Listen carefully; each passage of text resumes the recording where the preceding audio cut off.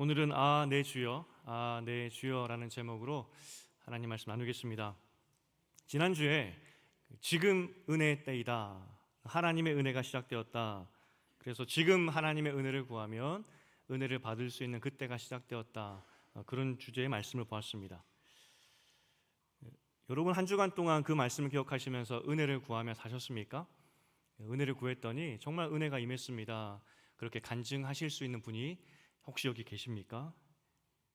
초대교회나 그리고 또 청교도 교회, 우리들이 지향하는 그런 아름다운 교회 모습, 그 교회가 건강했던 이유가 뭐냐면 그들은 말씀대로 살았습니다. 다른 게 아니었습니다. 말씀대로, 들은 말씀대로 살려는 그 애씀, 오늘 말씀에 도전을 받았으면 그대로 한번 해보려고 하는 그 애씀, 서로 격려하고 또 서로 도전하면서 한번 해보자 했던, 교회 건강함은 다른 것이 아니라 말씀을 얼마나 내 삶 가운데 이루며 따라가며 사느냐이죠.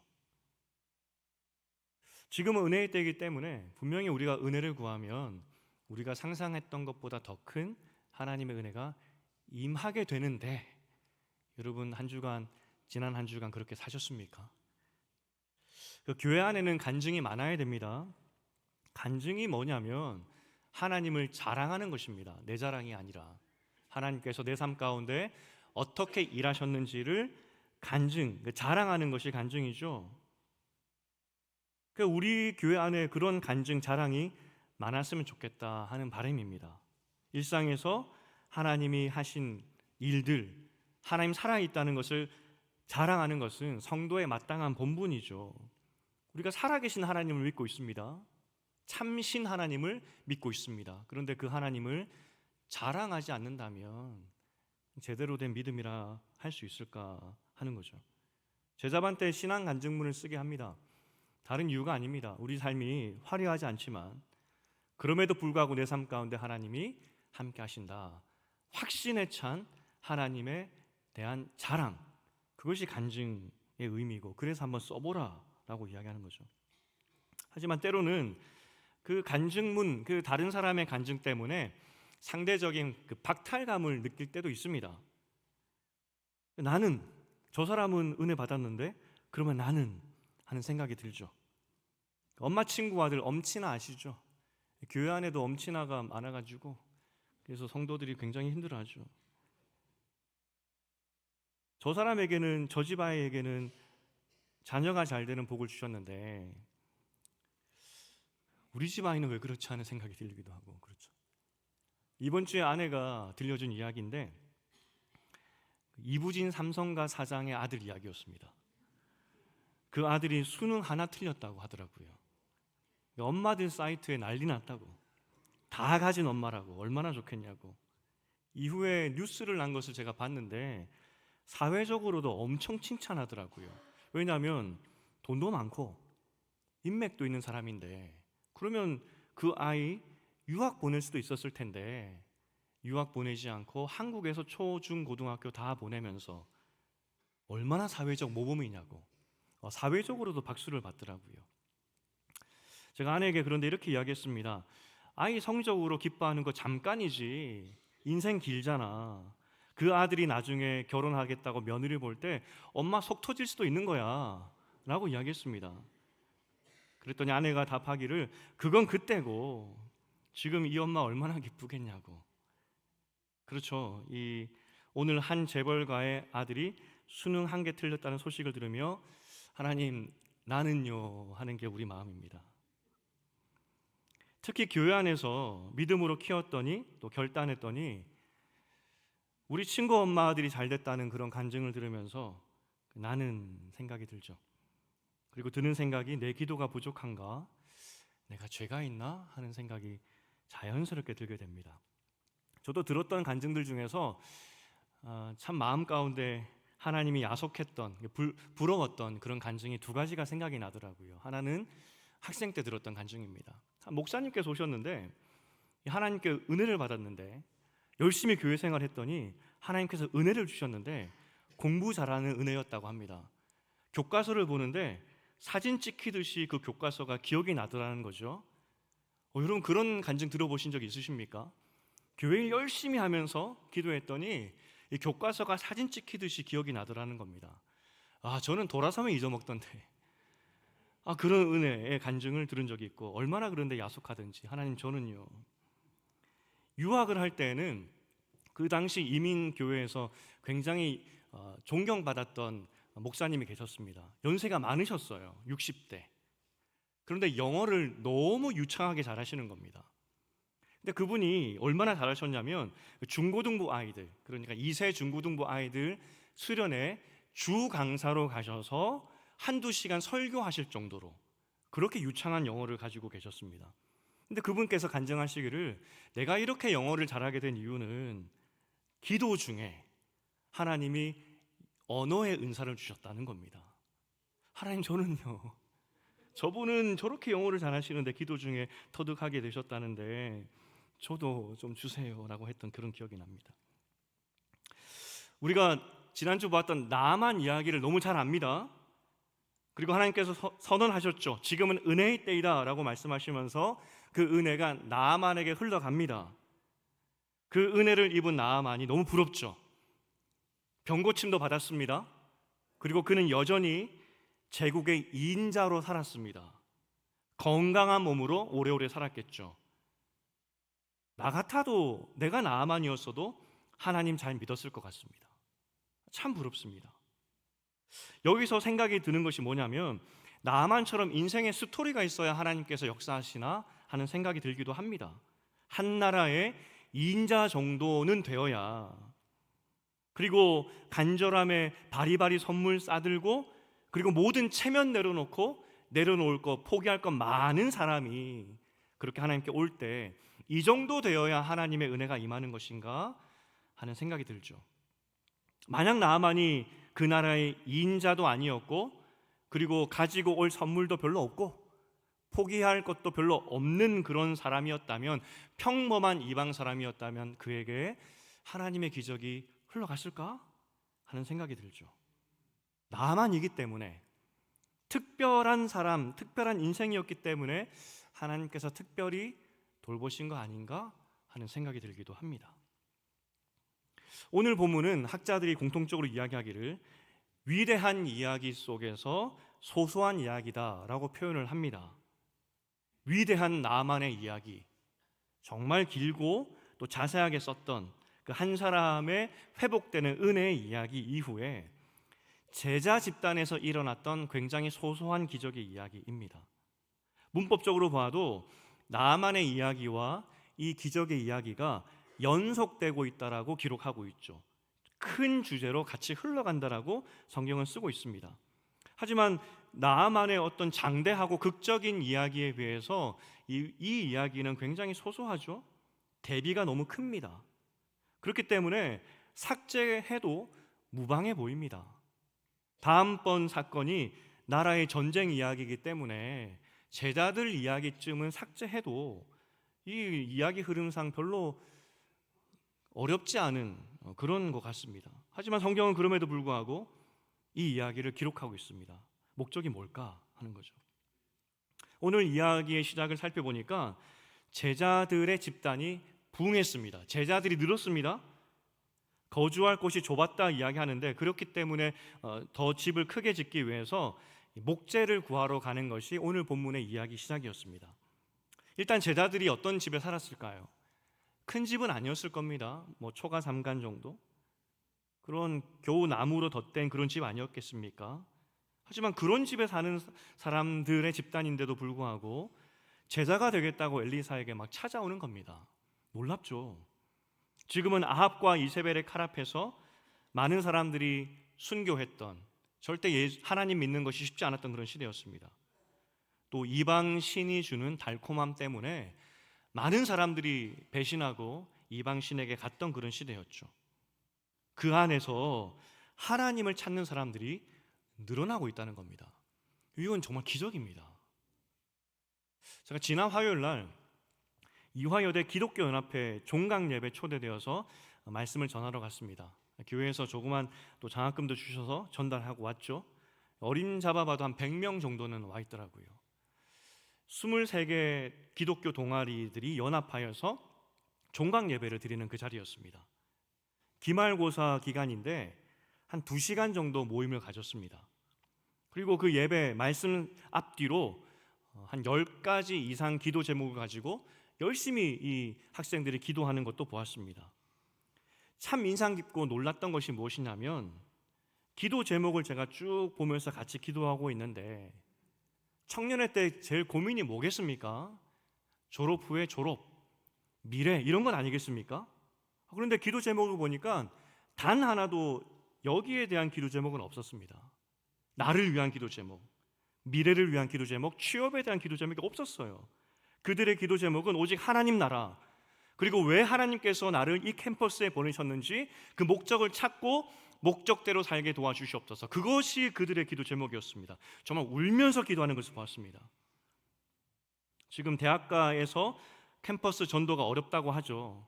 기독교 대학들조차도 캠퍼스 안에서 전도하는 것을 금하는 것이 지금 현실입니다. 학생 운동은 다 죽었다 싶을 정도로 절망의 소식만 들리죠. 하지만 그곳에서 믿음을 가지고 믿음을 위해서 기도하는, 하나님 나라를 위해서 기도하는 그 학생들, 어린 학생들을 저는 보았습니다. 느낀 게 뭐냐면 정말 하나님 나라는 그루터기 같은 사람들을 통해서 이어지는구나. 아무리 하나님 나라가 망했다 하더라도 어느 시대에나 그루터기가 있는 것인데 정말 있구나 하는 것을 보고 왔습니다. 하나님께서 엘리야에게 남겨진 7,000명이 있다라고 말씀하셨는데 그 7,000이라는 숫자가 많다라는 그런 의미도 있겠죠. 하지만 정말로 많은 사람들이 엘리사 때에도 제자가 되겠다고 오는 것을 보면 야, 하나님 나라는 그루터기로 인해서 이어지는구나 하는 것을 우리는 볼 수 있는 겁니다. 이 그루터기들이 모여서 집이 부족해서 집을 짓게 됩니다. 그런데 나무를 베기 위해서는 도끼가 필요한데 도끼가 없었어요. 그 당시는 농경 사회였기 때문에 불을 떼고 하려면 나무를 해야 되겠죠. 그 도끼는 필수품입니다. 하지만 도끼가 없었습니다. 왜냐하면 그 당시 도끼가 비쌌었거든요. 그렇기 때문에 제자들, 가난했던 제자들은 이 도끼를 가지고 있지 않았고 그래서 빌려das습니다.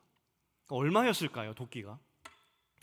이 출애굽했을 때가 초기 철기 시대로 보는데 그때는 기록을 보면 고대 근동 기록들을 보면 철이 은보다 비쌌습니다. 엄청 고가였습니다.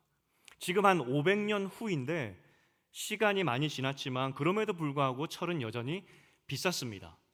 학자들이 그냥 추정하기를 최소한 몇 주 일치 임금이나 몇 달치 임금과 동일했을 것이다. 쉬운 말로 하면 몇십만 원에서 몇백만 원 했을 것이다 라고 보죠. 그만큼 비쌌습니다. 기술력으로 봤을 때 구하기 어려웠기 때문이겠죠. 쇠도끼가 비싸서 그래서 빌려와야 될 정도로 가난한 삶이었지만 그런데 제자가 되겠다고 사람들이 몰려오는 겁니다. 엘리사도 참 기뻤던 모양입니다. 그래서 그 나무하러 갈 때 동행합니다. 그래 같이 가겠다고. 하지만 안타깝게도 이 도끼질을 하다가 이 도끼날이, 쇠날이 요단강에 빠져버립니다. 요단강은 진흙이 많고 또 흙탕물이기 때문에 이게 한번 빠지면 찾는 것이 어렵다고 합니다. 그렇기 때문에 제자가 오늘 절규를 합니다. 아, 내 주여, 아, 내 주여.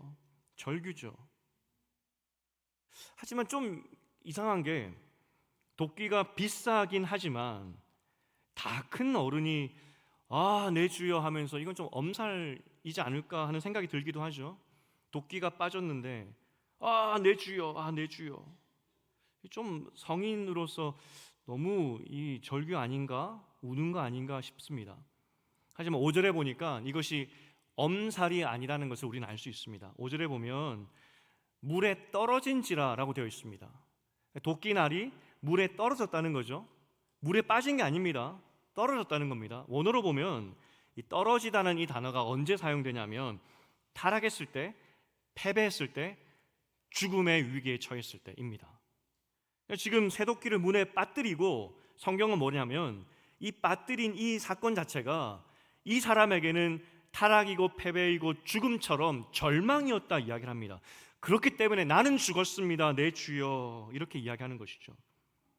여기서 제자의 형편을 우리는 확실히 알 수 있는데, 죽었다 깨어나도 이 제자는 돈을 벌어서 이 쇠도끼를 갚을 수 있는 형편이 아니었습니다. 죽었다 깨어나도 이 돈을 갚을 수 없을 정도로 그렇게 가난했던 그런 제자들의 형편이었다는 것이죠. 도끼가 물에 빠지는 순간 그 찰나지만 아마 제자는 이렇게 생각했을 겁니다. 이거 못 갚으면 그 당시 율법으로 따지면 종이 되는 겁니다. 종. 그 빌려준 사람에게 못 갚으면 율법에 의해서 그 사람은 이제 종살이 해야 되는 겁니다. 아, 내 주여 할 만하죠. 실제 우리가 사장을 보았는데, 사장에 어떤 사건이 있었냐면 엘리사의 제자 중 하나가 일찍 죽습니다. 그러니까 제자가 일찍 죽게 되고 남겨진 그의 아내와 두 아들이 살게 되는데, 어찌어찌 하다 보니 빚을 지게 되고, 그런데 그 제자의 아내가 빚을 못 갚죠. 그래서 두 아들을 종으로 팔아야 되는 상황에 처하게 되고, 그래서 엘리사에게 찾아와서 도와달라고 했었습니다. 빚을 못 갚으면 종이 되는 겁니다. 그러니 이 사람이 아, 내 주여 하는 거죠. 그런데 좀 안타까운 것이 뭐냐면, 이 절규가 그냥 절규입니다. 나는 죽었습니다, 나는 망했습니다, 그겁니다. 다른 의미가 없습니다. 나는 끝났습니다. 아니, 방금 바로 앞에 엘리사가 나아만을 병 낫게 하는 기적을 그들도 보았을 거거든요. 들었을 겁니다. 그리고 지금 은혜의 때라는 것이 선언되는 것도 들었습니다. 그러면 스승이여, 내 주여, 이거 빠지게 됐는데 나에게도 은혜 좀 베풀어 주시옵소서 라고 할 법도 한데, 이 제자의 절규는 절규입니다. 그냥 나는 죽었습니다, 끝났습니다. 어쩌면 이 제자 마음 가운데 하나님의 특별한 은혜는 나만 같은 사람에게 흘러가는 것이지 나 같은 사람에게도 흘러갈까? 나도 그 은혜 받을까? 하는 생각을 했을 수도 있겠고요. 어쨌든 안타깝지만 그냥 나는 망했다 그러고 있습니다. 참 믿음 없고요, 또 하나님을 기대도 못하고 있구나, 그만큼 큰 절망이구나 하는 것을 보게 됩니다. 엘리사가 이 절규를 듣고 어디에 빠뜨렸느냐라고 묻죠. 제자가 저기에 빠뜨렸습니다 라고 가르쳐 주지만 속으로는 알아서 뭐 하시려고 저러나 했을 겁니다. 그런데 그때 엘리사가 이상한 행동을 하나 합니다. 나뭇가지를 베어서 물에 던지죠. 그리고 물에 던질 때 이 이스라엘판 금도끼, 은도끼 사건이 재현이 됩니다. 마치 이 나무꾼이 울고 있을 때 산신령이 나타나서 금도끼가 네 거냐 하듯이 정말 이 쇠도끼가 물에서 떠오르는 겁니다. 그리고 제자는 이 도끼를 찾게 되는 것이죠. 근데 이게 여러분, 우리야 뭐 그런가 보다 동화하고 비슷하다 생각하겠지만, 성경을 잘 알고 있는 이스라엘 백성에게는 굉장히 중요한 상징 언어입니다. 상징 언어, 하나님의 상징 언어, 사인이죠. 나무를 베어서 물에 던졌다, 하나님의 기적의 은혜의 매개체로서의 상징 언어입니다. 나뭇가지를 던지지 않아도 말로 할 수 있겠죠. 엘리사가 새 도끼야 물에서 떠올라라 해도 떠올랐을 겁니다. 하지만 꼭 미신처럼 나뭇가지를 던집니다. 꼭 굳이 그렇게 했어야 되나 싶죠. 왜 나뭇가지를 던지지? 은혜가 일어나도록 만드는 매개체로 나뭇가지를 던진 게 된 겁니다. 나뭇가지를 던지니 쇠도끼가 떠올랐거든요. 하나님은 기적을 행하실 때마다 은혜의 매개체를 항상 사용하셨습니다. 가장 좋은 예가 모세의 지팡이입니다. 모세가 하나님의 기적을 행할 때마다 항상 했던 동작이 있는데, 그 지팡이를 들거나 뻗었을 때 하나님의 기적이 시작되었었습니다. 출애굽기 4장 17절, 모세가 부름받았을 때, 처음 부름받았을 때 이야기입니다. 함께 읽어보겠습니다. 시작. 너는 이 지팡이를 손에 잡고 이것으로 이적을 행할지니라. 말로 할 수 있다는 어떤 하나님의 기적의 내용들인데, 항상 지팡이를 사용하셨죠. 이 지팡이는 은혜의 상징이고 하나님의 기적의 매개체로 역할을 하는 겁니다. 백성들이 모세가 지팡이를 들 때, 지팡이를 뻗을 때 시각적으로 뭘 생각하게 되냐면, 아, 하나님께서 이제 새로운 기적을 행하시는구나. 하나님께서 시각적으로 보여주기 위해서 은혜의 매개체를 그들에게 지팡이로 삼아 주신 겁니다. 엘리야의 겉옷도 마찬가지입니다. 엘리야가 승천했을 때 겉옷을 남기게 되죠. 엘리사가 그 겉옷을 가지고 요단강을 이리저리 칩니다. 그랬더니 강이 갈라지죠. 말로 할 수 있습니다. 하나님, 이 강이 갈라지게 하여 주시옵소서, 할 수 있겠죠.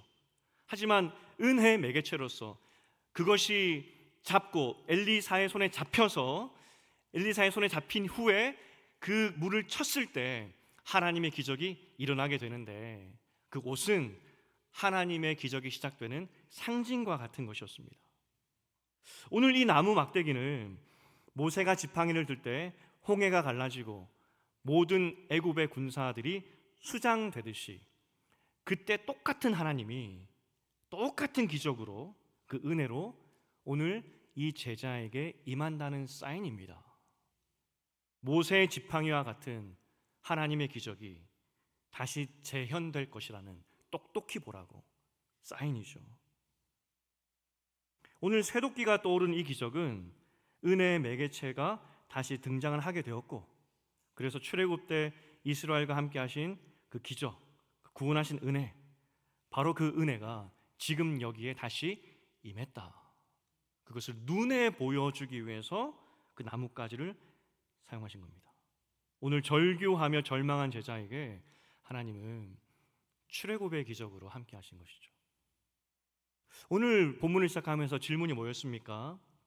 나아만의 큰 사건 이후에 쇠도끼를 잃고 절망하는 제자를 위한 기적의 사건이다 라고 말씀드렸습니다. 규모나 또 이야기의 길이, 또 파급력을 볼 때 지극히 작죠. 나아만은 제국의 2인자입니다. 그런 제국의 2인자가 병 나았다는 것이 얼마나 파급력이 크겠습니까? 하지만 무명의 제자가 쇠도끼를 건졌다더라, 그게 무슨 파급력이 있겠습니까? 하지만 오늘 본문의 목적은 나아만의 이야기나 쇠도끼의 이야기나 하나님의 은혜는 똑같았다. 하나님의 은혜가 시작되었고 지금이 은혜의 때이고, 나아만에도 흘러갔고 무명의 제자에게도 이 하나님의 은혜가 흘러갔다. 그래서 성경은 이 사건을 기록할 때 나아만의 이야기와 이 제자 이야기를 묶어서 기록하고 있는 겁니다. 연속해서 하나님의 기적이 계속되고 있다. 하나님은 특별한 사람, 특별한 상황 속에서 크게 일하시는 분이 절대 아닙니다. 하나님의 은혜의 사역은 항상 언제든지 그를 찾고 부르는 하나님의 자녀와 함께 하신다는 것이죠. 더구나 지금은 은혜의 때입니다. 우리가 살아가는 시대는 예수 그리스도를 통한 은혜의 때를 우리는 살아가고 있는 겁니다. 그러하기 때문에 우리가 은혜를 구하면 나아만에게 임했던 그 은혜, 그리고 평범한 제자의 삶 가운데 임했던 그 은혜가 우리에게도 똑같이 임하게 된다는 겁니다. 마태복음 21장 22절을 함께 읽어보겠습니다. 마태복음 시작. 너희가 기도할 때 무엇이든지 믿고 구하는 것은 다 받으리라 하시니라. 이것이 은혜의 때라는 것이죠. 믿고 구하면 받는 은혜의 때. 심지어 엘리사의 제자는 구하지도 않고 소리만 질렀습니다. 망했습니다 라고 소리만 질렀죠. 하지만 그럼에도 불구하고 은혜의 때가 시작되었기 때문에 그의 필요를 하나님이 채워주셨다는 겁니다. 그럼 질문을 다시 바꿔서, 그럼 나는, 우리에게는, 우리의 시대에도 이런 은혜가 일어나고 있나? 질문을 던져야 됩니다. 지금 이 시대에도, 지금도 우리 삶 가운데 출애굽 때 그 하나님이 함께 하시나? 하는 질문을 던질 수 있어야 되겠죠. 앞서 말했지만 이화여대 기독교 동아리 연합회 종강 모임에 갔었을 때 한 자매의 간증이 있었습니다. 그 자매는 그 대학원, 미술 대학원을 올해 졸업하는 그런 자매였습니다. 학부 때 미술을 전공했고, 그래서 대학을 졸업하고 직장을 잘 다녔는데, 직장 다니면서 돈도 모았다고 합니다. 그리고 이렇게 돈 모으고 직장 생활을 하다 보면 언젠간 나는 창업도 하겠구나, 또 결혼도 하겠구나, 그렇게 준비를 하고 있었다고 합니다. 하지만 어느 날 말씀을 읽다가 어떻게 네 배만 채우고 있느냐, 어떻게 너는 먹고 사는 일에 그렇게 매여 있느냐 하는 그 말씀에 강한 도전을 받았고, 그러면 이 젊은 날 하나님 나라를 위해서 어떻게 살까 고민하다가 예전에 캠퍼스를 위해서 기도했던 것이 기억나더라는 겁니다.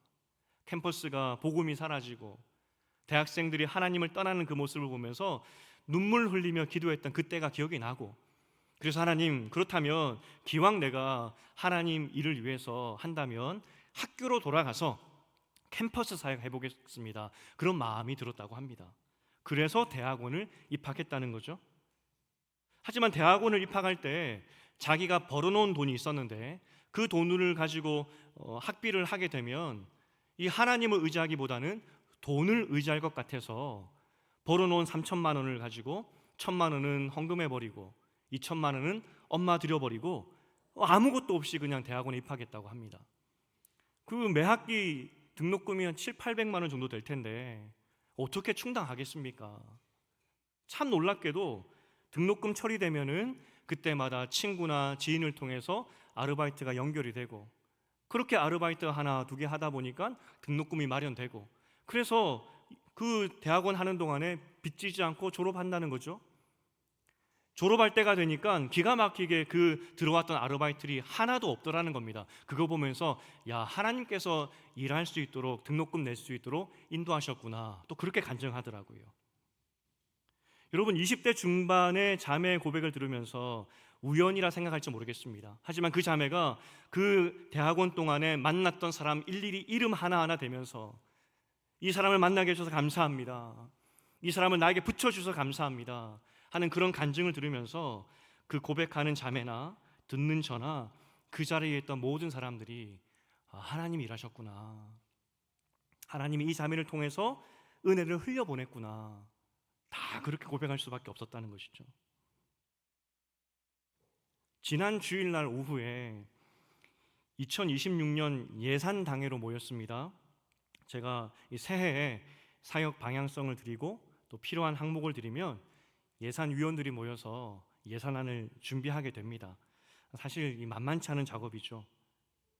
회계 집사님께서 모든 보고를 다 마치시고 또 예산안을 다 설명하시고 마지막으로 한 가지 나누어 주셨습니다. 근데 그 말을 듣고 제 마음이 참 먹먹했습니다. 회계 집사님이시니까 매주 헌금을 계수하지 않으시겠습니까? 그런데 헌금을 계수하다 보면 1,000원짜리를 꼬깃꼬깃 접어서 헌금하시는 분도 있더라. 그런데 그것을 볼 때마다 이 예물이 얼마나 귀한지 하나님 앞에 드리려는 이 마음이 느껴져서 허투루 이 헌금을 사용하면 안 되겠다 기도하시면서 예산안을 준비했다고 그렇게 나눠주시더라고요. 그 말을 듣는데 참 먹먹했습니다. 그래서 그 예산당에 제가 마무리하는 기도 가운데 절로 이런 기도가 나왔습니다. 하나님, 우리 성도들에게 풍성한 은혜로 부어 주시옵소서. 매주 이렇게 귀한 마음으로 주님께 드리는 손길을 기억하시고 넉넉하게 채워 주시옵소서. 예산을 개혁할 뿐만 아니라 또 결산하는 시간도 있었습니다. 결산에서 제가 마음에 많이 걸렸던 것이 무엇이냐면 선교위원회로 재정을 좀 보내줘야 되는데 그 재정 마련하는 것이 쉽지 않은 상황이었습니다. 마음이 참 무거웠습니다. 결국 하나님께서 일하시겠지만 어쨌든 그걸 보면서 참 마음이 좀 섭섭했습니다. 하나님께 많이 주시지, 넉넉하게 주시지. 지금은 은혜했다라고 제가 설교하고 내려왔는데 제가 뭐라고 이 주일 밤에 월요일 새벽 기도 설교를 준비하면서 제가 뭐라고 기도했냐면 하나님, 저에게 그리고 우리 교회에게 조금의 은혜만 좀 보여주시면 좋겠다고, 성도들을 격려할 수 있도록 이렇게 사는 것이 맞다고 격려할 수 있도록 조금만 은혜 베풀어 주시면 좋겠다고, 은혜의 때라고 하는데 우리에게도 나에게도 은혜 좀 보여달라고. 솔직히 제가 뭐라고까지 기도했냐면 어떤 목사님은 교회 건축할 때 전혀 일면식도 없는 분이 와서 교회 건축하라고 헌금도 주고 간다고 하는데 나에게도 조금만 그 은혜를 달라고 그렇게 기도했었습니다. 그런데 수요일 날 어떤 일이 있었냐면 정말 저는 알지 못하고 관계도 없는 우리 교회 성도님이 아닙니다. 그런데 1,000만 원을 보내주셨습니다. 그거 보면서 제가 어떤 생각했냐면 조금 달라고 하지 말고 많이 달라고 할 걸. 하나님의 기적은 재정에만 있는 게 아니겠죠. 때로는 우리가 간절히 기도해도 들어주지 않으실 때가 있습니다. 그럼에도 그 기도하는 가운데 하나님의 은혜를 바라는 가운데 우리는 하나님의 손이 살아있음을 보게 되는 것이고, 그래서 그리 아니하실지라도 우리 하나님이 그 손으로 고르고 골라서 나에게 주신다, 이것을 보는 것, 이게 경험하는 삶이 우리 삶이 되어야 되지 않겠습니까? 나는 누구인가, 나는 어떤 사람인가, 제가 스스로에게 말해주는 나의 정체성 같은 성경 구절이 있습니다. 예레미야 12장 5절입니다. 12장 5절 함께 읽어보겠습니다. 시작. 만일 네가 보행자와 함께 달려도 피곤하면 어찌 능히 말과 경주하겠느냐. 하나님께서 우리를 향해서 말씀하시는 것이 너는 달리는 말, 그 말과 경주할 사람이야. 지금 걸어다니는 사람과 경주하여서 힘들다고 하면 어떻게 하겠냐고. 너의 정체성은 말과 경주하는 사람이야.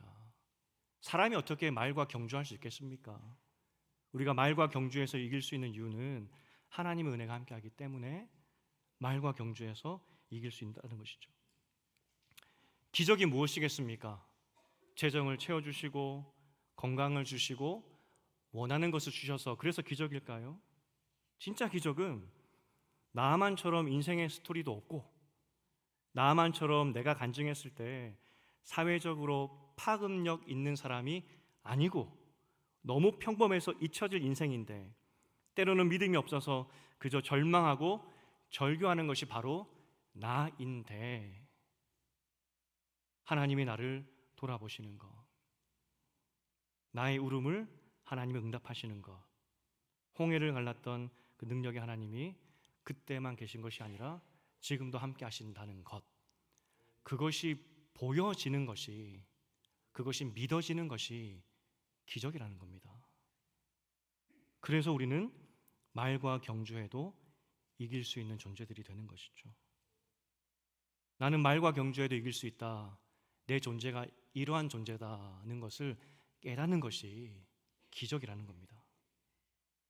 지금도 하나님은 살아계십니다. 불과 몇백 미터 떨어진 저 캠퍼스 안에서 하나님의 기적을 경험하는 젊은 청년들이 있습니다. 바로 지척에도 하나님의 살아계심을 간증하며 자랑하는 젊은이들이 있다는 겁니다. 그것이 가능한 이유는 지금은 은혜의 때이기 때문이죠. 우리의 할 일은 하나님의 은혜를 구하는 겁니다. 그때 하나님의 손이 보이는 기적을 경험하게 된다는 겁니다.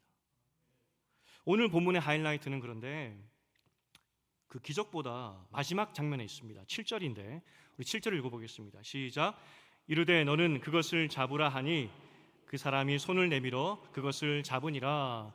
하나님의 사역에는 참 희한하게도 우리를 동참시키십니다. 말 한마디로 그냥 쇠도끼야 떠올라라 하고 그 쇠도끼를 강 밖으로 나오게 하실 수도 있었습니다. 하지만 굳이 그 제자로 하여금 잡도록 만드십니다. 제자가 겁났을 수도 있습니다. 저 쇠도끼가 어떻게 떠올랐지? 저 잡으면 죽는 거 아니야? 두려운 마음일 수도 있습니다. 아니면 세속적인 마음으로 하나님 쇠도끼 말고 금도끼 좀 주시지 하는 그런 마음도 들 수도 있겠죠. 하지만 하나님께서는 그의 사역에 우리를 항상 동참시키십니다. 손을 내밀라고. 누가복음 5장 5절을 함께 읽어보겠습니다. 시작. 시몬이 대답하여 이르되 선생님 우리들이 밤이 새도록 수고하였으되 잡은 것이 없지만은 말씀에 의지하여 내가 그물을 내리리이다 하고 그렇게 하니 고기를 잡은 것이 심이 많아 그물이 찢어지는지라. 우리의 수고가 필요합니다. 주님 도와주시옵소서. 오늘 나아만과 무명의 제자의 공통점이 무엇인지 아십니까? 두 사람의 공통점, 두 사람 다 절규만 했습니다. 하나님 도와주시옵소서라고 말한 사람이 없습니다. 그럼에도 불구하고 하나님께서 그들을 은혜의 자리로 초대하셨고, 그들은 물에 들어가라는 그 말, 그리고 잡으라는 그 말에 그저 동참만 했습니다. 그랬더니 기적이 그들 눈앞에 펼쳐진 것이죠. 우리도 이런 수고가 필요합니다. 이제 말씀 맺겠습니다. 그러면 이 수고가 뭘까? 어떻게 적용할까? 예배는 말씀을 듣고 함께 그 말씀대로 붙잡고 살기로 다짐하는 이 공동체적 시간입니다. 공동체적. 이 하나님 말씀은 공동체에게 전해지는 것이거든요. 그래서 한 결론을 가지고 일주일 동안 함께 살아내는 것이 이 설교, 이 예배의 의미입니다. 또한 이 금요 영성 기도회로 모이는 이유가 뭐냐면 하나님의 기적을 간절히 고대하는, 갈망하는 공동체적인 기도의 시간인 것입니다. 많이 오면 좋죠. 출석률 때문에 말하는 것이 절대 아닙니다. 우리는 이미 은혜의 때, 기적의 때를 살고 있는데 그 기적을 누리지 못하는 우리의 삶에, 여러분의 삶에 도전 드리는 것입니다. 와서 기도해 보십시오. 그리고 여러분의 있는 삶의 현장에서 수요 돌담 예배에서 한번 기도해 보십시오. 하나님, 은혜가 필요합니다. 나에게 은혜 베풀어 주시옵소서.